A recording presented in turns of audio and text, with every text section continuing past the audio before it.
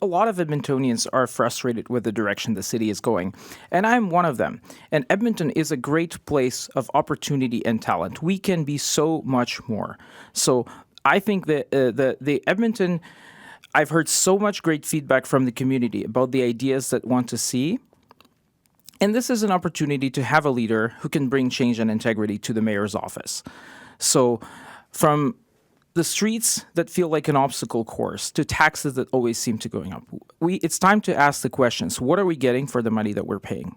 And what can we build? Because I want to run a campaign that is optimistic, that really shows all the great things that we could have and that we could focus on. So this is about listening to the community and the problems that I'm hearing and offering solutions.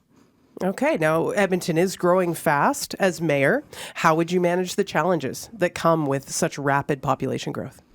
So we have to build for growth. So Edmonton is lucky and fortunate to be a popular destination. People vote with their feet to come here and stay here.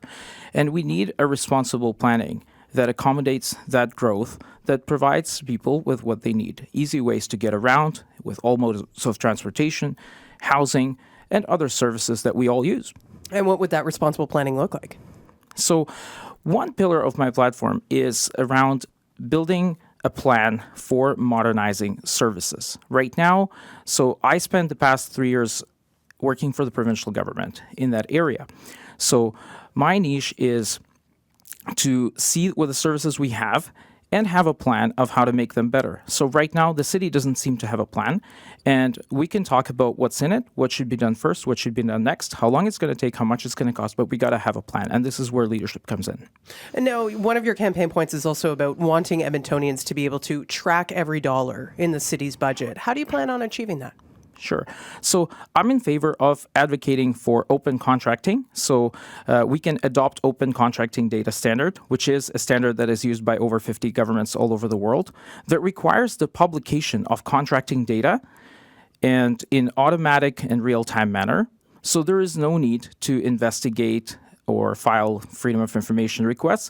Everyone can just see. Businesses can see what the city needs. Journalists can get information easily. And people can have trust in government because the data is open by default. Your campaign slogan is that you want Edmonton to be open, smart, and fun. So what does that look like for you? So for me, open means many things. It's open for business, open contracts, and open for new people and new ideas. Smart means fast, modern services that people enjoy using and find valuable. And fun means a city that we can all be proud of. We have a great hockey team, and we can do so much more in so many areas, being bold at hosting big events, attracting big-ticket events that can be an economic driver, but also make the city fun and enjoyable.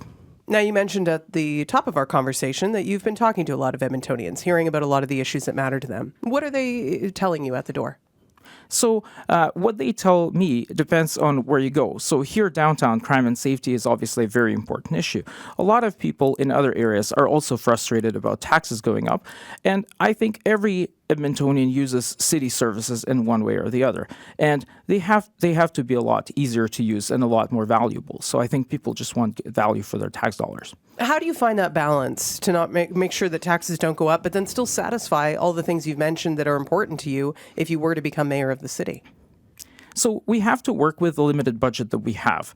And we can do it in two ways. We can spend money better. That's the smart pillar of the campaign. We have to stop the waste. But we also have to grow the pie. We have to attract new businesses and create conditions for businesses that we have to stay here so they don't leave.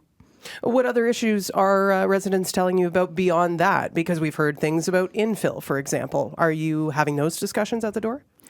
Yes, absolutely. So infill is a great example of how a one-size-fits-all policy frustrates people where they want to be heard and listened to and have an approach that works for them.